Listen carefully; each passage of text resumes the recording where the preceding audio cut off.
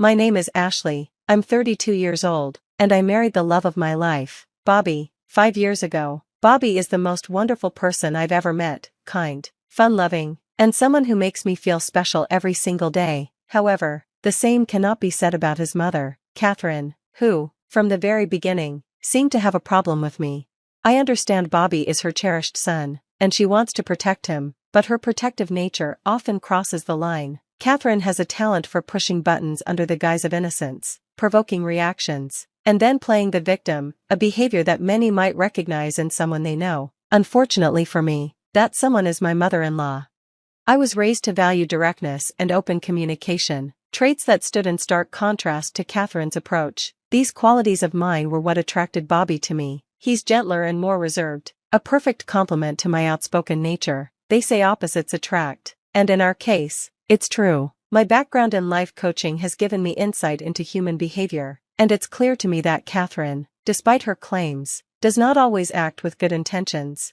Our personalities clashed from the start, and our first meeting set the tone for our relationship. It happened during a dinner with Bobby, his father Jeffrey, and Catherine. Out of nowhere, she commented on my eating habits, suggesting I should eat less. Her remark was so unexpected that everyone fell silent. I was mortified, my face burning with embarrassment, while Jeffrey looked down uncomfortably, and Bobby, visibly upset, confronted his mother. Catherine tried to backtrack, claiming she was only offering advice and referencing old photos Bobby had shown her, where, according to her, I looked better.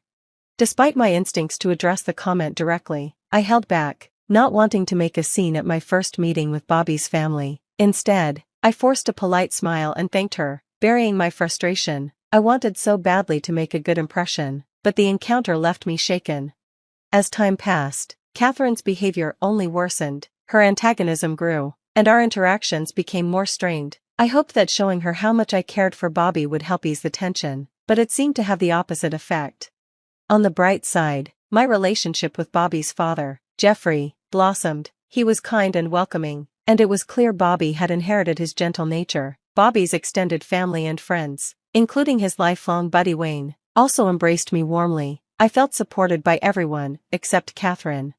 Her efforts to undermine me peaked during our wedding planning. She insisted on controlling every detail, from my hairstyle to my dress, even suggesting I mimic her own bridal look from years ago. When I politely declined, she outright insulted me in front of my bridal party, calling me ugly. Though she quickly tried to backtrack, the damage was done. Jeffrey, thankfully, stepped in to put an end to her outbursts, but the sting of her words lingered. Her attempts to overshadow the day didn't succeed, thanks to the love and support of Bobby's family and friends. Still, the emotional toll of her actions weighed heavily on me. Over time, her negativity began to drain my vibrant energy, and I realized something had to change. Fast forward to today, 5 years into our marriage, and we found ourselves back at Bobby's childhood home for a Sunday dinner. Catherine had invited us, along with Bobby's childhood friend Wayne, hinting at an important announcement. Though I was skeptical of her motives, what unfolded that evening was truly unexpected. The evening took an unexpected turn when Catherine, with a theatrical flourish, announced her big news. She had planned a family trip to Florida for her upcoming birthday and waved a confirmation letter triumphantly. Excitement rippled through the room, with Bobby's face lighting up at the mention of Florida, a place he'd always dreamed of visiting. "That's incredible," he exclaimed, his enthusiasm mirrored by the others around the table. Gratitude filled the air as everyone celebrated Catherine's generous gesture.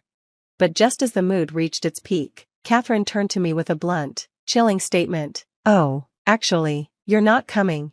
The words hung in the air, the room falling silent as confusion spread across every face. Bobby, visibly taken aback, demanded clarification, his voice a mix of disbelief and anger. "What do you mean she's not coming? That can't be right."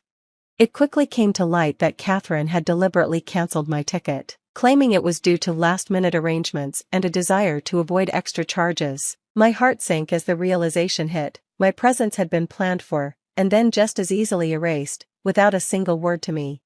Tension bubbled over as the others voiced their outrage. Wayne and I sat quietly, observing the growing chaos as Catherine's reasoning was pressed for. Finally, under the weight of everyone's demands, she revealed her true motive. She wanted to spend her later years surrounded by those she felt closest to. "You just don't make that list," she stated coldly, her words cutting through me like a blade. The room erupted. Bobby, furious, demanded an explanation for her blatant exclusion, while Catherine weakly tried to justify herself. Wayne is like family, she argued, pointing to him as an example of someone she deemed precious and cherished.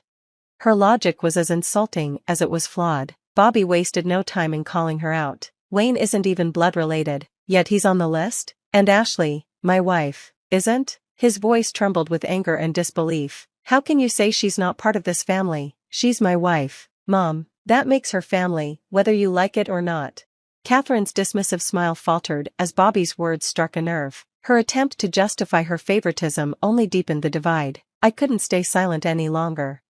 No, I said firmly, my voice cutting through the noise. All eyes turned to me, Catherine's included. Her smugness disappeared, replaced by a flicker of unease. This isn't about family or last-minute arrangements, I continued. This is about respect, or your complete lack of it. I may not have been part of your life for as long as Wayne, but I am your son's wife. That should mean something, and I refuse to let you diminish that any longer. The room was still, the tension palpable as my words sank in. Bobby reached for my hand, his grip reassuring as he stood by my side. Catherine, for the first time, seemed genuinely at a loss for how to respond. In that moment, the dynamics of the room shifted, and the cracks in Catherine's facade began to show. I laid bare the truth of the past 5 years, the blatant dislike Catherine harbored for me, her unbearable behavior, and her narcissistic tendencies. It was evident to everyone, not just me. When Catherine attempted to silence me with a thinly veiled threat to watch my words, it only fueled my resolve. I declared my intention to leave a place that had become a battleground rather than a home, but before stepping away, I turned to Bobby, my husband, and reaffirmed how much he meant to me despite everything. I urged him to join the family trip to Florida, acknowledging the complicated bond he shared with his mother, driven by love despite her flaws. Facing Catherine directly, I laid out an undeniable truth. Her efforts to push me away would never succeed. My love for her son tethered me to this family, regardless of whether she accepted it. When I accused her of an unhealthy obsession with undermining me, her expression faltered. It was a nerve struck too precisely to ignore. I called out her relentless attempts to diminish me, despite my consistent kindness and patience. My parting words were a declaration of resilience and independence. While Catherine might have decided I wasn't part of the family and didn't belong in Florida, I affirmed my unwavering place in Bobby's life and, by extension, in the family. I promised to remain steadfast for Bobby, Jeffrey, and even Wayne, drawing a clear and unyielding line with Catherine. This confrontation was more than a moment of defiance. It was a turning point. For the first time, Catherine's sharp tongue failed her. Her usual quick retorts were nowhere to be found, leaving her in stunned silence. I knew I had finally made an impact. As I prepared to leave, I shared a tender moment with Bobby. He offered to drive me home. Concern etched across his face, but I reassured him of my well-being and encouraged him to stay for the family discussion about the trip. Retrieving my purse from the kitchen, I found Catherine there, seemingly having retreated to collect her thoughts. Her request for me to leave swiftly was expected, echoing her earlier hostility with an added layer of animosity. I ignored her, unfazed, and reached for my purse, only to notice a letter beside it, unmistakably in Catherine's handwriting. At first, I hesitated. What could this letter contain? Her bitterness, perhaps? Or was it something entirely unexpected? I assumed the letter was related to the Florida trip. Driven by a mix of curiosity and lingering spite, I decided to glance at it. Addressed to Wayne, the letter began with affectionate words, painting a picture of a close bond between Catherine and him. As I read further, the tone shifted dramatically. Catherine expressed a diminished love for her son Bobby, contrasting it with her enduring affection for Wayne. This revelation was shocking, suggesting a clear favoritism toward Wayne over Bobby. The implications were deeply unsettling, exposing a family dynamic far more fractured than I had imagined. I was torn between the impropriety of reading someone else's correspondence and the weight of what I had uncovered. The letter demanded attention, it couldn't be ignored. Realizing the significance of the discovery, I carefully considered my next steps. Everyone who needed to be involved, Bobby, Wayne, and Jeffrey, was still in the house. The question now was how to address this without deepening the existing tensions. The weight of the decision bore down on me. After scrutinizing the letter once more to ensure I hadn't misunderstood its contents, I returned to the dining room with it in hand. The words were as shocking as they had been upon my first reading. As I entered, the room quieted, and all eyes turned to me. Jeffrey, ever the peacemaker, quickly attempted to smooth things over. He apologized for Catherine's earlier behavior and reassured me that I would join them on the Florida trip. He dismissed Catherine's actions as a temporary mood, confident he could persuade her to reconsider, but his reassurances were unnecessary. I had uncovered something far more pressing. The concern in Bobby's eyes was unmistakable. He likely feared the recent confrontation and ongoing strain with his mother had pushed me to my breaking point. In our private moments, Bobby had often expressed amazement at my patience, marveling at how deeply I loved him despite everything. I met his worried gaze and silently resolved to protect him from what I had read. When I inquired about Catherine's whereabouts, Jeffrey explained she had retreated to nurse a headache, likely a result of our earlier confrontation. While her tendency to prioritize herself was a familiar annoyance, this time, her absence felt like an obstacle. What I had to share required her presence. Yet the urgency of the situation and the encouragement of those present pushed me to proceed without her. The growing anxiety etched into Bobby's expression made it clear that delaying any longer would only exacerbate his stress. "Fine," I said, conceding to the urgency of the moment. "Let's do this." Drawing a deep breath, I began. When I was in the kitchen, retrieving my purse, I found this. Holding up the letter, I paused, letting its presence sink in. What I read, my voice faltered briefly, but I pressed on. "Changes everything." The weight of Catherine's words hung heavy in the air as I explained the contents of the letter, careful to reveal the details with sensitivity. The room was silent except for the sound of Bobby exhaling sharply, his expression shifting from concern to pain. The revelation struck deeply, unraveling years of buried dynamics and forcing an undeniable truth into the open. In that moment, I understood this wasn't just about Catherine's actions or the letter itself. It was about the future of our family, what we could rebuild, and what might be forever lost. Gathering my resolve, I prepared for the storm that was sure to follow. I shared the shocking contents of the letter with Bobby, Wayne, and Jeffrey. As I read aloud, the words hung heavily in the room, exposing Catherine's deep-seated resentment toward me and the drastic actions she planned to take against her son. The letter detailed her preference for Wayne over Bobby, her decision to disinherit Bobby in Wayne's favor, and her baseless blame of me for the supposed rift in her relationship with her son. The revelation was jarring. Catherine's bitterness and readiness to sever ties with Bobby painted a chilling picture. When I finished reading, the room was thick with tension, each person grappling with the betrayal in their own way. Jeffrey, ever the mediator, was on the verge of tears. Wayne appeared stunned, struggling to process the extent of Catherine's plans. Bobby, however, was a storm of fury and disbelief, his emotions oscillating between hurt and indignation.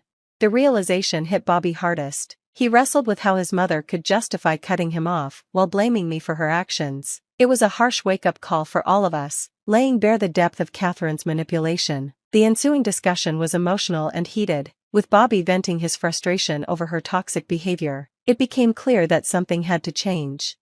3 weeks passed after this revelation, leading up to the much-anticipated Florida trip. Unbeknownst to Catherine, a plan had been set in motion, a direct response to her divisive actions. On the morning of the trip, Catherine found a letter from Jeffrey by her bedside. The note, written in a tone of normalcy, instructed her to meet the family at the airport and suggested that all was proceeding as planned.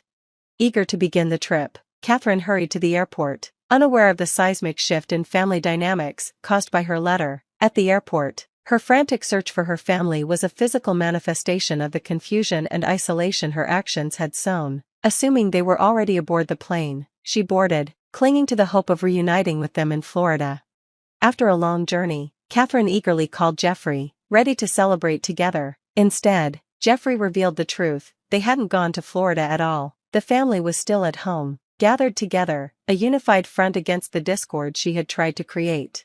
Her confusion turned to shock as Jeffrey explained the change of plans. He confronted her about the letter, exposing her attempts to cut Bobby out of her will and the unjustified animosity toward me. Catherine's denials and excuses were dismissed by the family, who collectively made it clear that her actions had irreparably damaged their trust.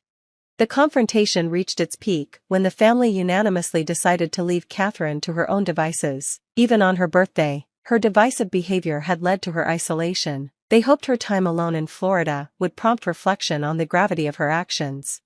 The family's solidarity in the face of Catherine's betrayal underscored the strength of their bond. Bobby, Jeffrey, Wayne, and I stood firm, valuing respect and forgiveness while holding her accountable for the pain she had caused.